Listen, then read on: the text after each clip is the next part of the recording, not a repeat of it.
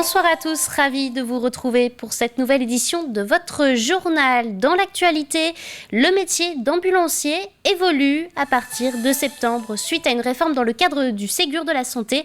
Une formation de 800 heures au lieu de 640 sera nécessaire pour avoir son diplôme d'ambulancier. Cette réforme contribue à les reconnaître en tant que professionnels de santé à part entière. Mais pour les principales concernées, cette réforme ne va pas assez loin. Ils disent rester limités dans leurs gestes d'intervention. Les explications de Pierre Dalicieux. Qu'est-ce qui vous est arrivé, dites-moi ? Je suis peut-être dans les escaliers. Cette équipe d'ambulanciers attend comme tous les jours d'être appelée pour partir en urgence sur une intervention. En attendant, il faut s'entraîner, revoir les gestes pour gagner un maximum de temps une fois sur place. Ces gestes-là, c'est des gestes qu'on fait tous les jours, mais c'est vraiment des gestes qui sont très importants pour notre formation. Qui peuvent sauver des vies, oui. Des ambulanciers qui verront bientôt leur temps de formation augmenter, passant de 600 à 800 heures. Une réforme qui ne va pas assez loin pour ces professionnels qui aujourd'hui ne peuvent pas donner du paracétamol à un patient. Ils demandent à devenir professionnels paramédical au même titre que les infirmiers. Nous ne sommes pas forcément très contents de cette réforme. Pourquoi ? Parce que nos compétences ont été augmentées, mais pas suffisamment par rapport à notre qualification au niveau de notre diplôme. Aujourd'hui, on ne se sert pas de nous à bon escient, parce qu'aujourd'hui, on aurait des possibilités de pouvoir faire des gestes en intervention pour qu'on puisse emmener rapidement aux urgences et surtout limiter le temps d'attente à ces urgences. Des ambulanciers qui constatent également une méconnaissance du grand public sur leurs fonctions, car trop souvent, selon eux, en cas de problème, c'est le 18 qui est composé, donc les sapeurs-pompiers qui sont appelés pour réaliser des interventions qu'ils pourraient faire si le 15 avait été composé. Et des fois, c'est un petit peu rageant de se rendre compte que les pompiers sont partis alors qu'on est disponible, des fois même plus proche. Donc c'est un petit peu... Voilà. Donc nous, on se trouve ça un petit peu dommage pour les patients.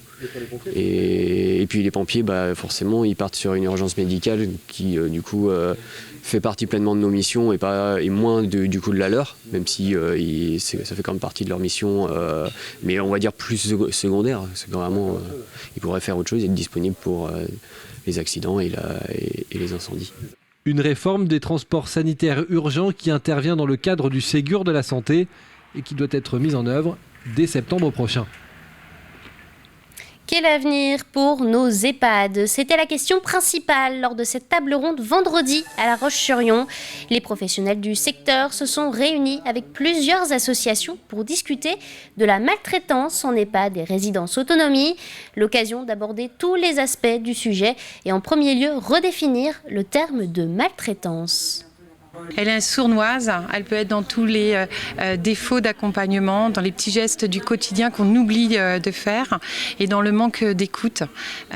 Donc c'est vrai qu'il était important pour nous aujourd'hui de pouvoir aborder la notion de maltraitance, de revenir sur la définition de la maltraitance.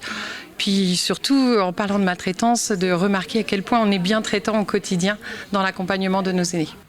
Un mot des élections législatives à présent. Qui dit élection dit aussi mise sous pli, c'est-à-dire la préparation des professions de foi avant l'envoi aux électeurs.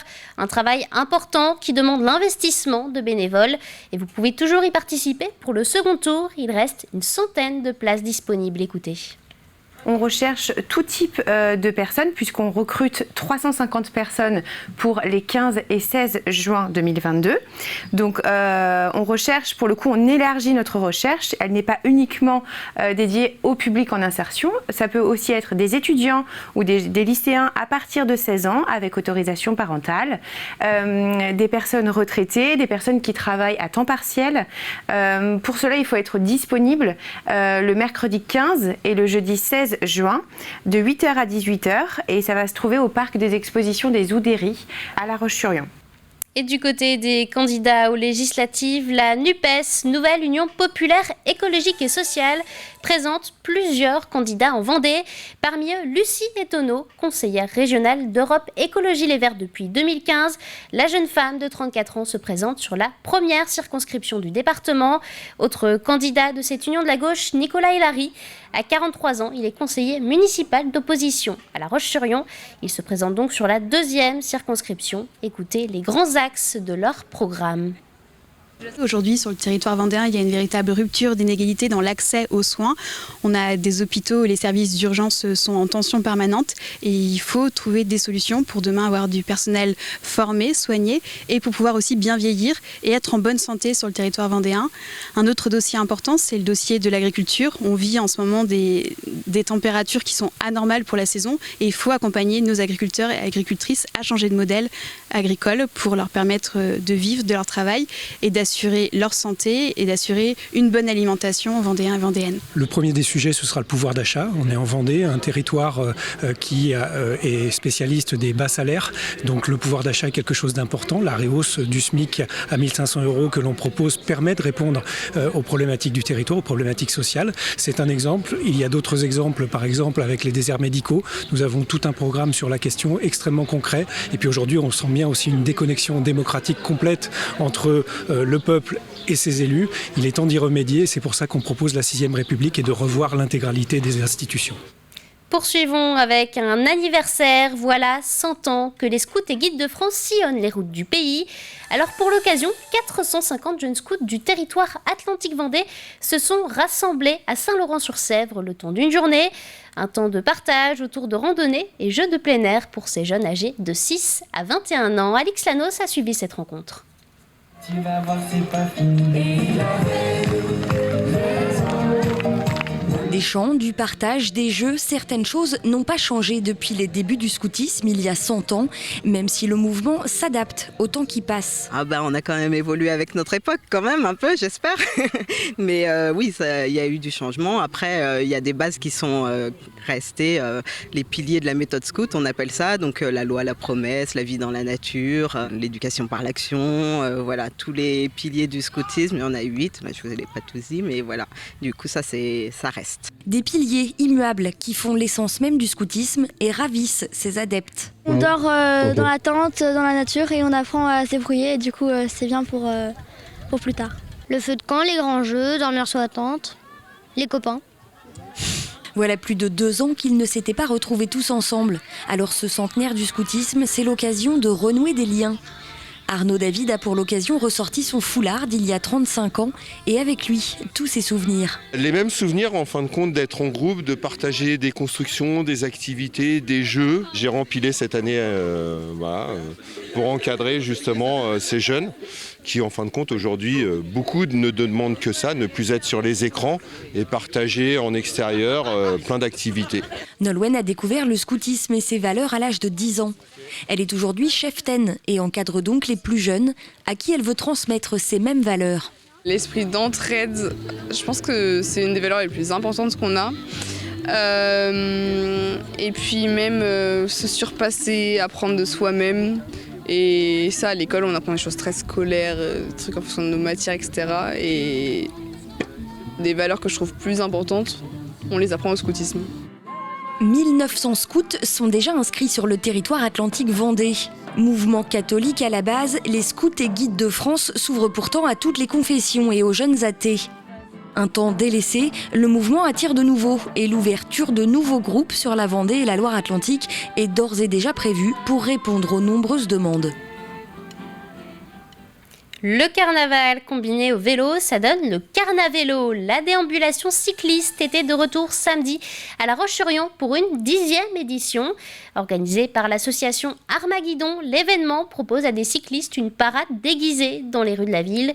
L'objectif, célébrer le vélo, une pratique bénéfique pour le corps et l'environnement. Pierre Dalissu. Le temps d'un samedi après-midi, les vélos prennent l'avantage dans les rues de La Roche-sur-Yon. Carnavélo, un événement haut en couleur et en bonne humeur pour promouvoir le 2 roues non sans humour. Car le message passe toujours mieux avec le sourire. Le but numéro 1, c'est que les gens retournent sur leur vélo. Et plutôt que de le faire avec des discours moralisateurs, eh bien, on s'est dit qu'il fallait un petit événement sympathique et convivial qui donne envie de retourner sur sa bicyclette, de la briquer et de mettre son plus beau costume et de découvrir des bouts de la ville de La Roche-sur-Yon parce que chaque année en fait on fait un parcours différent et on essaye de faire un parcours où on découvre des petits chemins creux, des endroits peu connus et aussi des grands boulevards où on va croiser en fait du monde pour qu'on soit visible, pour qu'on pendant quelques secondes on change un petit peu la face de la ville. En famille, déguisés, ces participants à l'événement viennent pour se faire plaisir entre amis avec les enfants. L'occasion de rigoler mais aussi de militer pour le vélo et les déplacements doux. L'idée, voilà, c'est de prendre un peu le pouvoir sur les routes avec le vélo. Ça nous plaît en fait. Ouais, militant, c'est voilà, promouvoir un peu le déplacement doux, le vélo, se balader avec. Il fait beau, et puis le côté carnaval aussi. Surtout le côté carnaval, déguisé, tout ça, voilà, c'est ça qui nous plaît. C'est toujours aussi agréable, aussi festif. C'est un moyen très sympa, je trouve, de militer, puis de montrer que le vélo, c'est la solution d'avenir, quoi. Il faut dire qu'ici, la petite reine est la star de la journée. On ne voit qu'elle et on n'entend qu'elle, pour le plus grand plaisir de ses admirateurs. Il fait beau, les oiseaux chantent, les clochettes sonnent, il y a plein de vélos partout, c'est le paradis. J'aime bien faire du vélo et du coup, j'aime bien partager ça avec d'autres gens. C'est sympa, mais il fait chaud, hein. Ouais, il va faire soif ce soir. Et oui, car à la fin, il faudra fêter cette belle journée, avec modération bien sûr, car tout le monde rentrera à bicyclette, bien entendu. Un point météo avant de se quitter. Demain, le temps restera voilé sur l'ensemble du territoire. La pluie continuera de tomber, notamment dans l'après-midi avec des averses. Les températures tomberont elles aussi par rapport aux semaines précédentes, comptées entre 11 et 15 degrés le matin, puis jusqu'à 18 l'après-midi. C'est la fin de ce journal. Merci de l'avoir suivi. Prochain rendez-vous avec l'actualité demain matin à partir de 7h. C'est dans la matinale. Belle soirée à tous.